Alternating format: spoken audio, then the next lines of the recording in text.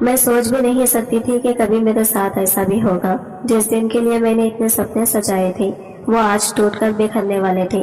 شادی کی رات میرے لیے کسی قیامت سے کم نہ تھی۔ میں نے سوچ رکھا تھا کہ میری شادی کسی اچھے ہینڈسم لڑکے سے ہوگی، لیکن آج جو میں نے میرے شوہر کو دیکھا تو میرا دل خون کے آنسو رونے لگا۔ ہاں، میں نے بھی اس رات کے لیے بہت انتظار کیا تھا۔ میرے بھی جذبات بہت سے تھے اس رات کو لے کر، لیکن ایک پل میں ہی میرے سارے خواب ٹوٹ کر بکھر چکے تھے۔ لیکن میں تو بہت ہی خوبصورت دبلی پتلی سی تھی۔ ہر کوئی مجھے دیکھتا تو پلک جھپکنا بھول جاتا تھا۔ شادی کی رات میں اپنے کمرے میں بیٹھے دولہے کا انتظار کر رہی تھی۔ کچھ ہی وقت گزرا تھا تو کمرے میں دولہا داخل ہوا۔ جب میری نظر اپنے شوہر پر پڑی تو ساتوں آسمان میرے سر پر گر پڑے تھے، کیونکہ وہ بہت ہی بدصورت کالا سا دولہا تھا۔ اس کو دیکھ کر تو میری چیخیں نکل چکی تھی۔ میں ہرگز بھی اس کالے کلوٹے شوہر کے ساتھ زندگی نہیں گزارنا چاہتی تھی، لیکن اس رات کو بخوبی سے نبھانے کے لیے میرا شوہر پوری تیاری کر کے آیا تھا۔ لیکن میں اس کے ساتھ ایک پل بھی نہیں رہنا چاہتی تھی، مگر میرے لاکھ منع کرنے کے باوجود بھی وہ آہستہ آہستہ سے میرے قریب آ رہا تھا۔ لیکن میں اسے دور بھاگنے لگی، مگر اس نے مجھے مضبوطی سے اپنی باہوں میں جکڑ لیا۔ میں چاہ کر بھی اسے دور نہیں ہو پا رہی تھی، اور پھر کیا، اس کے بعد تو پورا کمرہ میرے چیخوں سے گونج اٹھا تھا، کیونکہ میرا شوہر پورے جوش کے ساتھ میری زبردستی سے اپنے آج میری شادی کی پہلی رات تھی، لیکن جیسے ہی میں نے اپنے شوہر کو دیکھا مجھے الٹی آتی آتی بچی تھی۔ اتنا بدصورت کالا انسان میں نے اپنی زندگی میں نہیں دیکھا تھا۔ میں چیخ مار کر اس سے دور ہوئی تھی، لیکن وہ آہستہ آہستہ میری طرف بڑھ رہا تھا، اور پھر اس میں میرا ہاتھ پکڑ کر مجھے اپنی طرف کھینچ لیا۔ اس کے بعد جو ہوا پورا کمرہ میری چیخوں سے گونج اٹھا تھا، کیونکہ میرا نام فاطمہ ہے، میری عمر 21 سال ہے، میں بہت ہی غریب گھر سے تعلق رکھتی ہوں۔ میں دیکھنے میں ایسی تھی کہ کوئی ایک بار دیکھ لیتا تو مڑ مڑ کر میری طرف دیکھتا تھا۔ میں صرف خوبصورتی میں ہی مالا مال تھی، باقی ہمارے گھر کے حالات بہت ہی خراب تھے۔ میں مردانہ کپڑے سلائی کرتی تھی، اور میری سلائی کیے ہوئے مردانہ کپڑوں کی تو پورے علاقے میں دھوم مچی ہوئی تھی۔ جو ایک بار مجھے اپنے سوٹ سلائی کرواتا تھا وہ پھر برانڈڈ اور مہنگے کپڑے کو بھی بھول جاتا تھا۔ میرے ہاتھوں میں کچھ کمال ہی ایسا تھا، مجھے اپنی خوبی اور ہنر پر خوب گھمنڈ تھا۔ میرے سلائی کیے ہوئے مردانہ کپڑے بالکل کسی برانڈڈ بوٹیک سے لائے ہوئے لگتے تھے، اس لیے کہیں ڈیزائنز اور بوٹیک والے مجھے اپنے بوٹیک میں رکھنے کی خواہش رکھتے تھے، لیکن میں سب کو منع کر دیتی۔ میں اپنی محنت کے پیسے اپنی مرضی سے وصول کرتی تھی۔ وقت کے ساتھ ساتھ میرے ہاتھوں میں اور بھی صفائی آتی گئی، اور مجھ میں تھوڑا بہت گھمنڈ بھی آتا گیا۔ مجھے جہاں فائدہ لگتا ہے میں وہی کام کرتی تھی، اور اب تو مردوں سے منہ مانگی قیمت لے کر ان کے کپڑے سلائی کیا کرتی تھی۔ اب بھی میرے پاس لگ بھگ 5 سوٹ پڑے تھے، جو کہ سلائی کر کے مجھے اس ہفتے میں دے دینے تھے۔ اس کے علاوہ میں ایک بوٹیک کے لیے بھی ہر مہینے کچھ سوٹ سلا دیا کرتے تھے۔ میں نے ایک نظر ٹوٹی دیواروں کی دراڑوں میں نظر ڈالی، جو کہ جگہ جگہ سے پلسٹر اکھڑ رہا تھا، پورا گھر پرانا ہو چکا تھا۔ میں نے ٹھنڈی سانس بھری اور پھر سوچنے لگی کہ اس مہینے جتنے بھی پیسے بنیں گے ان سے اپنے کمرے کی مرمت ضرور کرواؤں گی۔ انہی سوچوں میں مگن میں ایک مردانہ سوٹ سلائی کرنے میں پڑی تھی کہ دروازے پر دستک ہوئی۔ میں نے اپنی چھوٹی بہن کو آواز دی کہ جا کر دروازے پر دیکھو، مگر تبھی میری ماں اٹھی اور دروازہ کھولنے چلی گئی۔ نہ جانے دروازے پر کون تھا، ایک پل کو تو بالکل ہی خاموشی چھا گئی تھی۔ میں کپڑے سلائی کرنے میں بزی تھی کہ تبھی مجھے کمرے میں ایک بھاری بھرکم قدموں کی آواز سنائی دی۔ وہ قدموں کی آواز سن کر میں نے فوراً نظریں اٹھا کر دروازے کی طرف دیکھا۔ ایک پل کو سامنے کھڑے آدمی کو دیکھ کر میں سہم گئی تھی۔ سامنے ایک کالا بدصورت آدمی کھڑا ہوا تھا، اس کا قد شاید 6 فٹ سے بھی اوپر کا معلوم ہوتا تھا۔ وہ بہت ہی موٹا، کالا اور لمبا تھا، اس قدر رنگت کا مالک تھا کہ مجھے تو دماغ میں پہلا خیال یہی آیا کہ یہ کوئی افریقہ کا کالا حبشی ہے جو یہاں آ گیا ہے۔ اس کے موٹے موٹے نین نقش اور کالی رنگت، پھر اس انسان کی وہ عجیب سی مسکراہٹ دیکھ کر سب سے پہلے مجھے اپنے دوپٹے کا خیال آیا تھا، جو میں نے گرمی اور گھٹن کی وجہ سے اتار کر سائڈ پر رکھ دیا تھا۔ میرے لیے وہ انسان بالکل اجنبی تھا۔ اس انسان کا یہاں کیا کام تھا؟ میں تو اسے جانتی بھی نہیں تھی، یا کوئی ہمارا رشتہ دار یا ہمسایہ نہیں تھا، پھر ہمارے گھر کیوں آیا تھا؟ دوسرا سوال میرے دماغ میں یہ آیا کہ میری ماں نے اسے اندر آنے ہی کیوں دیا، یہاں تک کہ وہ سیدھا میرے کمرے میں بنا دستک کے داخل بھی ہو گیا۔ میری ماں بھی کچھ لمحوں کے بعد ہی میرے کمرے میں آ گئی۔ میں نے سوالیہ نظروں سے اپنی ماں کو دیکھا اور ماں نے میری طرف دیکھا۔ تبھی ماں بولی کہ یہ کہہ رہے ہیں تم سے سلائی کے بارے میں بات کرنی ہے۔ मुझे हैरत हुई थी, मगर शायद वो भी मेरा कोई कस्टमर ही था जो मुझसे अपना सूट सिलाई करवाना चाहता था। यही सोचकर मैंने इसे बिठाया तो इसने अपनी बात की कहानी शुरू की कि इसे मेरी सिलाई किए हुए मर्दाना कपड़े बहुत पसंद आए हैं। इसके बाद वो जो बोला, इसे सुनकर मेरे होश उड़ गए थे। वो कहने लगा, मेरा नाम अनवर है, मैंने आपकी सिलाई किए हुए कपड़े एक बुटीक से खरीदे थे और बड़ी मुश्किल से इस बुटीक से आपका एड्रेस लेकर यहाँ पहुँचा हूँ। मैं चाहता हूँ आप मेरे साथ दुबई चले, वहाँ ऐसे डिजाइनर कपड़ों की बहुत मांग होती है। हाल में ही बड़ी ब्रांचेस का इफ्तिताह हुआ है, मैंने वहाँ आपके लिए बात भी करनी है। अगर आप चाहें तो दुबई में कपड़े सिलाई करके रातों रात लाखों रुपए कमाकर आप अमीर बन सकते हैं। इसकी बात सुनकर मैं दंग रह गई थी। कैसा अजीब इंसान था। इस इंसान से मेरी ना जानना पहचान थी और वो यूं ही एक सांस में बात किए जा रहा था। मैं टटकती बांधे इसे देखते रह गई। इसने कहा कि आप एक सूट जो यहाँ सिलाई करती हो, अगर दुबई में एक सूट ऐसा ही सिलाई कर दिया तो आपको इसके 10 गुना ज्यादा पैसे मिलेंगे। मैं तो आंखें झपकना ही भूल चुकी थी। माँ ने एक नजर मेरी तरफ देखा, इनकी आंखों में भी चमक सी आ गई थी। मैं मानती हूँ इसकी बातें हम जैसे गरीब और जरूरतमंद लोगों के लिए दिलचस्प की वजह बन सकती है, मगर मैं गैर आदमी पर आंखें बंद करके भरोसा नहीं कर सकती थी। मुझे इससे जान छुड़वाना चाहिए कि मुझे ज्यादा रुपये का लालच नहीं है। मैं पाकिस्तान में रहकर ही अपना गुजर बसर कर लूंगी। मगर तभी इस इंसान ने एक नजर मेरे टूटे फूटे से घर पर डाली, जिसका पैंट जगह जगह से उतर चुका था। दीवारों में कई सुराख हो चुके थे, छत से भी सीलिंग साफ दिखाई दे रही थी। एक दो तूफान तेज आ जाते तो हमारा घर शायद जमीन पर ढेर हो जाना था। इसने एक नजर चारों तरफ डाला और फिर बोला, आप ऐसे गुजर बसर करेंगे? क्या आप नहीं चाहती कि आपके ये पुराने मकान की जगह एक नया आलीशान महल जैसा घर खड़ा हो? आपको जो मौका मिला है वो हर किसी को नहीं मिलता और आपसे अच्छी हुनर की लड़कियां मुझे आसानी से मिल सकती हैं। आप सोच समझ कर जवाब दे सकती हैं। ये कहकर इसने अपनी जेब से सिगरेट निकाली और लाइटर से जलाकर सिगरेट के कश लगने लगा। वो बड़े सुकून से मेरे पुराने से कमरे में बैठकर मेरे जवाब के इंतजार में था। मैं सोच में पड़ चुकी थी। बात तो इसकी ठीक थी। मैं कौन सा अनोखा काम जानती थी। यहाँ मुझसे अच्छी सिलाई वाली दुनिया भरी पड़ी है और ये मौका बार बार भी नहीं मिलता। मुझे आगे तो पढ़ना ही था। मैं अपने घर की एक अकेली कमाने वाली थी। पापा मेरे मर चुके थे, बहन भाई सब छोटे थे। खर्च और बढ़ती महंगाई ने कमर तोड़ कर रख दी थी। मैं पाकिस्तान में रहकर सर तोड़ मेहनत भी कर लेती तो 2000 से ऊपर सिलाई के पैसे नहीं ले सकती थी, लेकिन दुबई के दिरहम थे। मेरे पास ज्यादा पैसा कमाने का मौका बार बार नहीं आ सकता था। मैं अभी यही सोच रही थी कि इससे पहले कि मैं कुछ और कहती, इस इंसान ने अपनी जेब से चेक निकाला और मेरी माँ की तरफ बढ़ा दिया। कहने लगा, ये एक मामूली सा एडवांस है, अगर आप मेरी ऑफर को कबूल कर लें तो मैं आपको इससे दुगना पैसे दूंगा ताकि आप अपना घर अच्छी तरह से मरम्मत करवा सके। मेरी माँ ने जब चेक देखा तो एक पल को मेरी माँ के हाथ कांप उठे थे। उन्होंने खुद को संभालते हुए अपने सूखे होठों पर जबान फेरी और चेक मेरी तरफ बढ़ा दिया। चेक पर लिखे पैसे देखकर तो मैं भी हैरान हो चुकी थी। चेक पर तो 10 लाख रकम थी। मैं बड़ी हैरान रह गई थी। इस इंसान ने तो मुझे अभी से ही 10 लाख दे दिए थे। मेरे दिल में लालच जाग उठा था। मेरी माँ का भी कुछ ऐसा ही हाल था। मुझे लगा शायद यही आखिरी मौका हो अपनी किस्मत संवारने का। मुझसे पहले ही मेरी माँ बोली कि मेरी बेटी दुबई जरूर जाएगी, आप बस इसके जाने का इंतजार करो। माँ की जल्दबाजी से मैं हैरान हो चुकी थी। वो इंसान तो खुशी से फूले नहीं समा रहा था। वो वहाँ से बाकी के मामले तय करने के लिए जा चुका था, जबकि मैं माँ को देखने लगी। मेरे हाथ में बैठे बैठे 10 लाख रुपए आ चुके थे, मगर वो इंसान इतनी बड़ी रकम हम लोगों को क्यों देकर गया था? इतनी रकम जिंदगी में पहली बार देखी थी। पापा के मरने के बाद अपनी दोनों बहनों और छोटे भाई की जिम्मेदारी मुझ पर आ चुकी थी। मैंने ज्यादा पढ़ाई तो नहीं की थी, मगर अल्लाह ने मुझे यह हुनर दे रखा था कि मैं बहुत ही अच्छे कपड़े सिलाई कर लिया करती थी। मैं गरीब थी, इतने ही कमा पाती थी कि महीने के आखिर में अपने बहन भाइयों की पढ़ाई का खर्चा और बाकी घर का सौदा खरीद पाती। बाकी की ख्वाहिशात तो मैंने जैसे बरसों पहले ही दिल में दफन कर ली थी, मगर अब ये दुबई जाने की ऑफर सुनी तो मेरी खुशी की कोई हद न रही थी।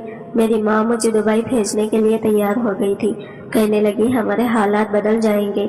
मेरी माँ तो वैसे भी थोड़ा लालची टाइप की थी, या फिर तंगी सहते सहते वो थक चुकी थी। मेरा दिल अभी भी अंदर से थोड़ा डर का शिकार था, मगर अपने बहन भाइयों को अच्छे फ्यूचर मुस्तकबिल के लिए और अपनी माँ की सारी ख्वाहिशों को पूरा करने के लिए मुझे यह कुर्बानी देनी पड़ेगी और मैंने दुबई जाने के लिए हामी भर ली। कुछ जरूरी कागजात तैयार कर लिए गए।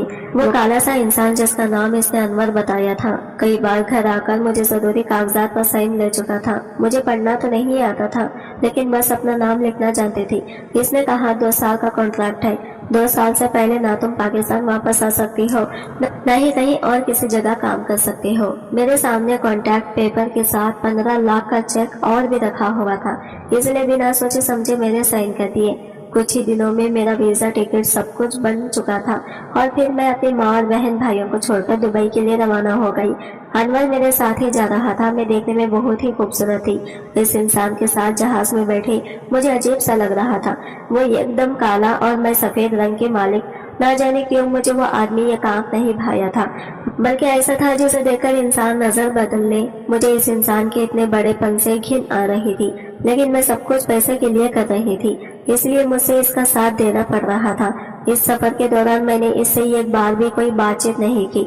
दुबई पहुंचकर मेरे दिल में अजीब सी बेचैनी और डर उठने लगा था। ना जाने अब यहाँ आगे मेरे साथ क्या होने वाला था। मेरे दिल में अजीब और गरीब से वसवसे उठ रहे थे। मैंने एक नजर इस आदमी पर डाली जो मुझे ही घूर रहा था। इसकी आंखों में कुछ ऐसी छीन थी कि मैं ज्यादा देर तक इसकी आंखों में देख ना पाई। दुबई पहुंचने के बाद इसने मुझे गाड़ी में बिठाया और फिर एक फ्लैट पर ले आया। मैं फ्लैट में दाखिल हुई तो ये देखकर हैरान रह गई कि वो फ्लैट तो बिल्कुल छोटी सी बुटीक जैसा लग रहा था। वहाँ पर मर्दाना कपड़े सिलाई करने के लिए हर चीज मौजूद थी। वहाँ के ऐशो आराम देखकर एक पल के लिए मैं हैरान रह गई थी। मैंने तो ख्वाब में भी ऐसा आलीशान फ्लैट नहीं देखा था और ना ही सोचा था कि कभी दुबई आऊंगी। अनवर ने मुझसे कहा कि ये मेरा ही फ्लैट है, तुम इस फ्लैट में रहोगी और मैं अपने दूसरे फ्लैट में रहूंगा। यहाँ रहकर अपने कपड़े सिलाई करना। मुझे वहाँ छोड़ने के बाद वो वहाँ से जा चुका था। अगले ही दिन से कई सारे कपड़ों के ऑर्डर को लेकर मेरे पास आया और इसने मुझे कुछ लोगों से भी मिलवाया। मुझे वहाँ की जबान नहीं आती थी, इसलिए जो भी इंसान मेरे घर आता वो अनवर से बात करता। पहले ही सूट को जब मैंने सिलाई किया तो वह ग्राहक को बहुत पसंद आया और इसने मुझे इतनी रकम दी जिसे देखकर मेरी आंखें फटी की फटी रह गई। इतनी रकम तो शायद मैं 10 जगह सिलाई करके भी पाकिस्तान में कमा नहीं सकती थी, जो मुझे यहाँ एक सिलाई के बदले में मिल रहे थे। यहाँ आकर जो मेरे दिल में थोड़ी बहुत बेचैनी और डर था वो सब अब दूर हो चुका था। मैं अब खुश रहने लगी थी और मुझ में जैसे घमंड और भी बढ़ने लगा था।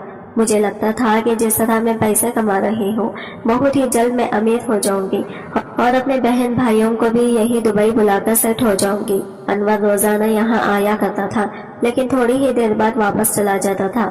मैं इस फ्लैट में अकेली ही रहती थी, मगर फिर इसका रोज रोज का आना बढ़ने लगा था। जैसे जैसे काम बढ़ने लगा था वह हफ्ते आहिस्ता आहिस्ता यही रात गुजरने लगा। इस फ्लैट में 4 कमरे थे, 2 सिलाई के लिए और एक कमरा मेरा था और एक कमरा हमेशा लॉक ही रहता था। अनवर जब भी आता इसी कमरे में जाता, फिर वहाँ वो सोने भी लगा। अब तक इसने मुझ पर कभी बुरी नजर नहीं डाली थी और मुझसे बहुत ही तमीज के साथ बात करता था, इसलिए मुझे भी इसे लेकर बुरी नीयत का शक नहीं हुआ था। पहले 1 महीना तो मैंने फ्लैट में रहकर खूब कमाई की, कुछ पैसे और तोहफे अपनी माँ और बहन भाई के लिए भेजे, मगर आहिस्ता आहिस्ता काम ज्यादा होता चला गया और अनवर का घर पर आना जाना बढ़ने लगा। एक दिन वो फ्लैट में आया तो लड़खड़ाता चल रहा था। इस हालत में देखकर मैं डर गई थी, ना जाने इसे क्या हुआ था। मैं इसे भाई समझते हुए इसके करीब गई ताकि इसे संभाल सकूं। वो जिस कदर लड़खड़ा रहा था उम्मीद थी कि वो फर्श पर गिर जाता, मगर जैसे ही मैं इसके करीब गई तो इसके जिस्म से आई बदबू से मुझे घिन आने लगी। इसके पास से गंदी बदबू आ रही थी। ऐसा लगता था जैसे वो कोई नशीली चीज पीकर आया हो। मेरा पूरा जिस्म कांपने लगा था। ये क्या हो गया था? वो आदमी मेरे लिए गैर था और नशे की हालत में वो यहाँ क्या करने आया था? मैं डर के मारे इसे दूर होने लगी और भागकर अपने कमरे में चली गई। मेरा दिल जोर से धड़क रहा था। इस इंसान की नीयत क्या थी?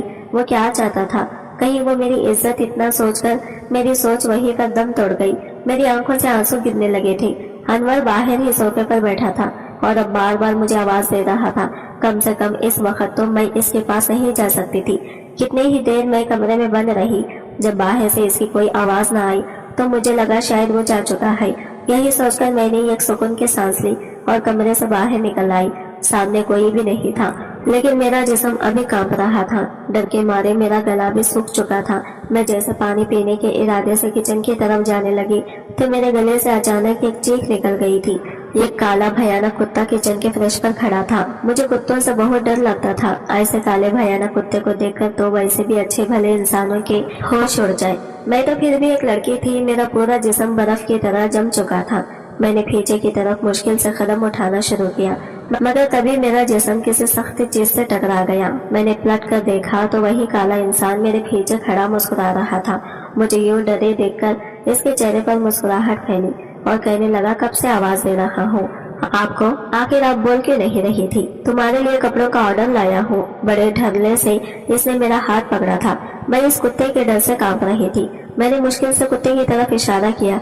डर के मारे मेरे मुंह से आवाज भी नहीं निकल रही थी। वो इंसान इतने बड़े खतरनाक कुत्ते को देखने के बावजूद नॉर्मल खड़ा था। मैं कांपते हुए बोली, वो कुत्ता, इसे मारो। मगर इसका हर एक अंदाज मुझे चौंका रहा था। इसने मेरे सिलाई वाली मेज पर मुझे बिठाया और फिर बड़े आराम से इस कुत्ते के पास जाकर इसे अपने गोद में उठा लिया। वो इंसान मेरे पास चलता हुआ आने लगा तो मैं डर के मारे चिल्लाने लगी। मुझे लगा शायद डर से आज मेरी मौत ही हो जाएगी। अनवर कहने लगा, ये ब्लैक मैकल है, मेरा दोस्त है, मेरी जान है। मुझे इस कुत्ते से बहुत मोहब्बत है।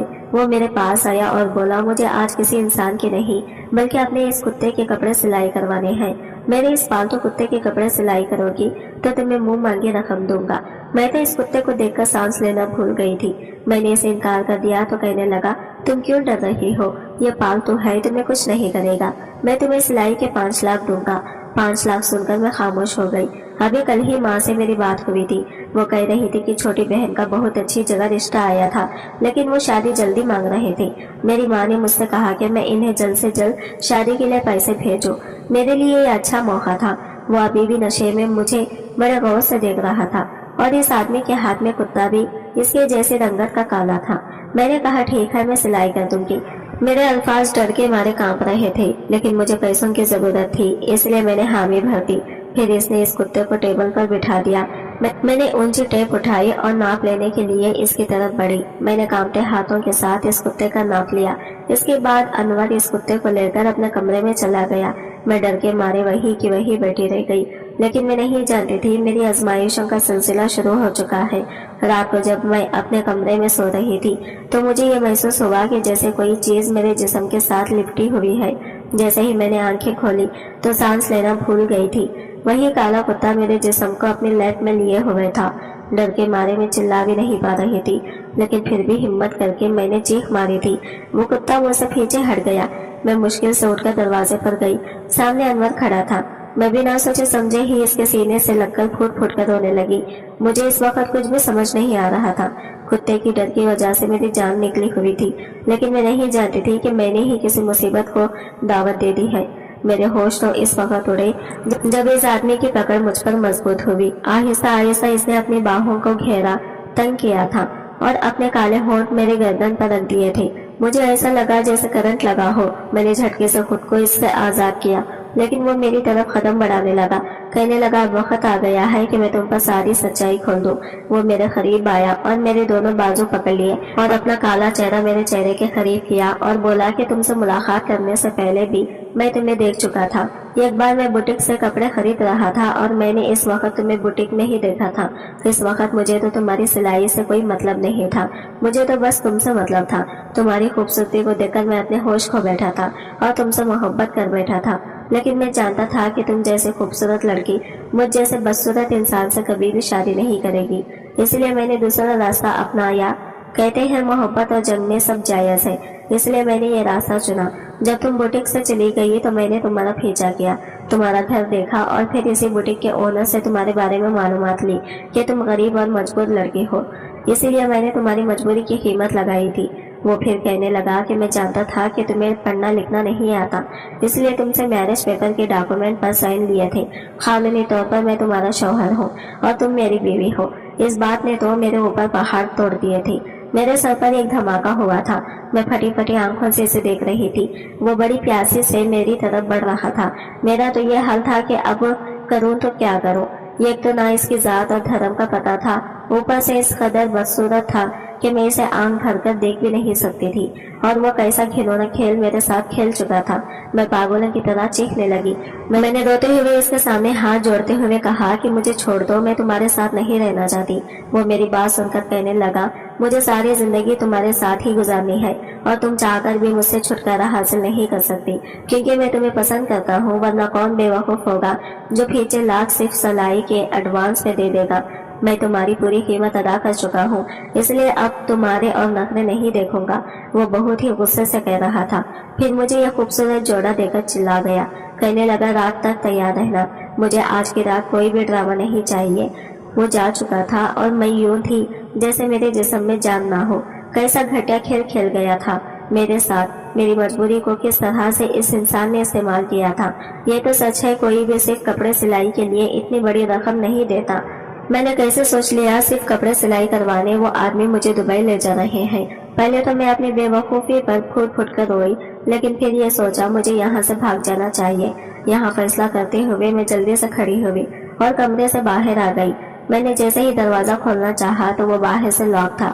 میں نے دروازہ بجانا شروع کر دیا کہ کوئی دروازہ کھولو، میری مدد کرو، مجھے اس آدمی سے نفرت ہے، میں اس کے ساتھ نہیں رہنا چاہتی۔ میں چیخ چیخ کر تھک چکی تھی، کوئی میری مدد کو نہ آیا۔ میں کھڑکی کی طرف بڑھی تاکہ کھڑکی کے ذریعے بھاگ سکوں، لیکن وہ فلیٹ 10ویں منزل پر تھا اور وہاں سے بھاگنے کا راستہ نہ تھا۔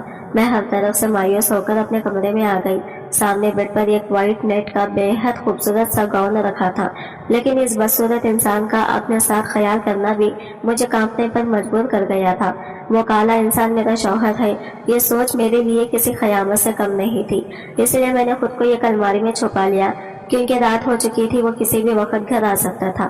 جیسے ہی میں نے خود کو الماری میں چھپایا، مجھے باہر کے دروازے کی کھلنے کی آواز آئی۔ مجھے لگا جیسے کسی نے میرا دل مٹھی میں جکڑ لیا ہو۔ میں نے منہ پر ہاتھ رکھا اور الماری میں چھپ کر کمرے کا منظر دیکھ رہی تھی۔ میرا دل اس قدر تیزی سے دھڑک رہا تھا کہ میں دل کی دھڑکنیں اپنے کانوں تک سن سکتی تھی۔ وہ آدمی باہر ہی کھڑا تھا۔ وہ کبھی بستر کے نیچے دیکھتا تو کبھی کبھی دیوار میں لگی الماری کھول کر مجھے ڈھونڈ رہا تھا، بار بار میرا نام لے کر پکار رہا تھا۔ اس کے چہرے پر ایک مسکراہٹ پھیلی ہوئی تھی۔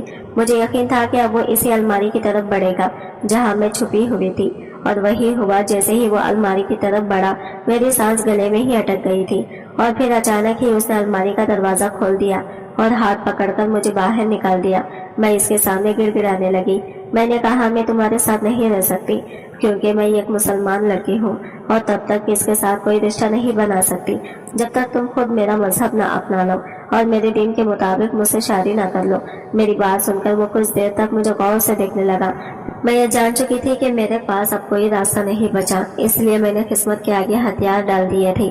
میری بات سن کر وہ کہنے لگا مجھے تمہاری ہر بات منظور ہے، تم تیار ہو جاؤ اور پھر ہم تمہارے دین کے مطابق نکاح کر کے شادی کریں گے اور میں تمہارا دین اپنا لوں گا۔ اور پھر وہی ہوا۔ میں کسی بے جان جسم کی طرح اس انسان کے ساتھ دلہن کے جوڑے میں تیار کھڑی تھی۔ وہ مجھے ایک مولوی کے پاس لے گیا۔ مولوی کے سامنے اس نے اپنے بارے میں سب کچھ بتا دیا۔ ہمارے مذہب اور رسم و رواج کے مطابق میری اور اس کی شادی کروائی اور پھر اس نے بھی اسلام قبول کر لیا۔ پھر وہ میرا ہاتھ پکڑ کر گاڑی مجھے میں لے آیا۔ گاڑی اس وقت ڈرائیور چلا رہا تھا۔ وہ پیچھے میرے ساتھ ہی بیٹھ گیا۔ اسے اپنے پاس بیٹھے دیکھ کر اور جب حقیقت کو گہرائی سے سوچا تو میں دہاڑے مار مار کر رونے لگی۔ میں ایک نازک اور حسین لڑکی تھی اور وہ انسان مجھ سے بالکل الٹا تھا۔ میرے لیے یہ رات قیامت سے کم نہیں تھی۔ گھر آ کر اس نے اپنی ہر خواہش پوری کی تھی، لیکن میرا جسم تو ایسے تھا جیسے برف کی طرح ٹھنڈا پڑا تھا۔ میں نے خود کو اس کے حوالے تو کر دیا تھا، لیکن میرے دل میں اس کے لیے صرف نفرت بھری تھی۔ میری سنگت پا کر وہ بہت خوش تھا، میرے گھر والوں کو پیسے بھی بھیجتا تھا، میرا بھی بہت خیال رکھتا تھا، لیکن میں اسے اپنے دل میں جگہ نہیں دے پائی تھی۔ جب رات کو میرے قریب آتا تو میرا جسم بس بے جان رہتا تھا۔ وہ مجھ سے شکوہ کرتا کہ ایمن میں تم سے کتنی محبت کرتا ہوں، جو ہوا اسے بھول جاؤ، میری محبت کو تسلیم کرو۔ لیکن میں آج تک اس کی محبت کو تسلیم نہیں کیا تھا۔ میں اس سے بات چیت نہیں کرتی تھی، نہ ہی اس کی طرف دیکھتی تھی۔ میری شادی کو کچھ مہینے گزرے تھے جب مجھے ایک اور بری خبر سننے کو ملی۔ میں اس انسان کے بچے کی ماں بننے والی ہوں۔ اس دن میں بہت روئی تھی۔ مجھے اس طرح روتا دیکھ کر وہ ایک دم چپ چاپ سا ہو گیا تھا۔ اس دن میں نے اپنی نفرت کا بھرپور اظہار کیا تھا۔ میں نے کہا تمہاری سنگت کی وجہ سے اب مجھے خود سے بھی گھن آنے لگی ہے، کیونکہ تمہارا بچہ تمہاری طرح بدصورت ہوگا۔ مجھے کہیں سے زہر لا کر دے دو، میرے لیے موت آسان ہے، لیکن تمہاری سنگت موت سے بھی زیادہ دردناک ہے۔ میں غصے میں نہ جانے کیا کیا بولے جا رہا تھا۔ وہ خاموشی سے میری بات سنتا رہا، پھر کمرے سے باہر نکل گیا۔ اس کے بعد وہ انسان میرے سامنے نہیں آیا، دوسرے کمرے میں سویا کرتا تھا۔ وقت یوں ہی گزرنے لگا۔ جس دن میں ہاسپٹل گئی، درد کی وجہ سے مجھے لگا میں مر جاؤں گی۔ اس وقت وہ میرا ہاتھ تھامے مجھے تسلی دے رہا تھا۔ ڈاکٹر نے جب کہا یہ وہ مجھے بچا سکتے ہیں یا پھر بچے کو، تو اس نے کہا کہ میری بیوی کو کچھ نہیں ہونا چاہیے، اور اس کے بعد میں بے ہوش ہو چکی تھی۔ جب مجھے ہوش آیا تو میرے کانوں میں بچے کی رونے کی آواز سنائی دی۔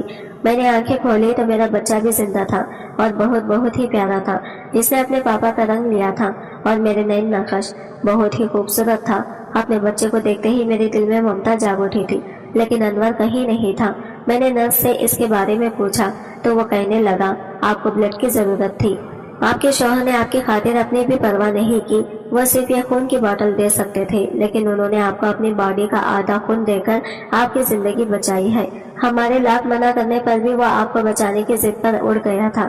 اس وقت وہ ICU میں ہے، اور یہ سن کر پہلی بار میرا دل اس انسان کے لیے تڑپا تھا۔ میں فوراً سے اٹھی۔ نرس نے کیا اٹھنے کے لیے میں نہیں مانی اور ICU میں آ گئی۔ وہ بیڈ پر آنکھیں بند کیے لیٹا تھا۔ آج نہ مجھے اس سے گھن آ رہی تھی، نہ ہی وہ مجھے برا لگ رہا تھا۔ سامنے لگی مشین اس کی 2 سانسوں کی خبر دے رہی تھی۔ میں روتے ہوئے اس کے ساتھ لگ گئی۔ اس نے ذرا سی آنکھیں کھولی، کہنے لگا میں نے اپنی محبت کے چکر میں تمہاری خواہش کا خیال نہیں رکھا۔ مجھے لگا تھا میری محبت پا کر تم میری اس غلطی کو معاف کر دو گی، لیکن مجھے نہیں پتا تھا تم مجھ سے اتنی نفرت کرتی ہو۔ اس کی آنکھوں سے آنسو بہ رہے تھے۔ آج کی ویڈیو کہانی آپ کو کیسی لگی کمنٹ کر کے ضرور بتائیے گا، اور ویڈیو اچھی لگی ہے تو لائک شیئر ضرور کیجیے گا، ہمارے چینل کو سبسکرائب کریں فرینڈس۔ ملتا ہے نئی ویڈیو کے ساتھ، تب تک کے لیے بائے بائے، ٹیک کیئر، اللہ حافظ۔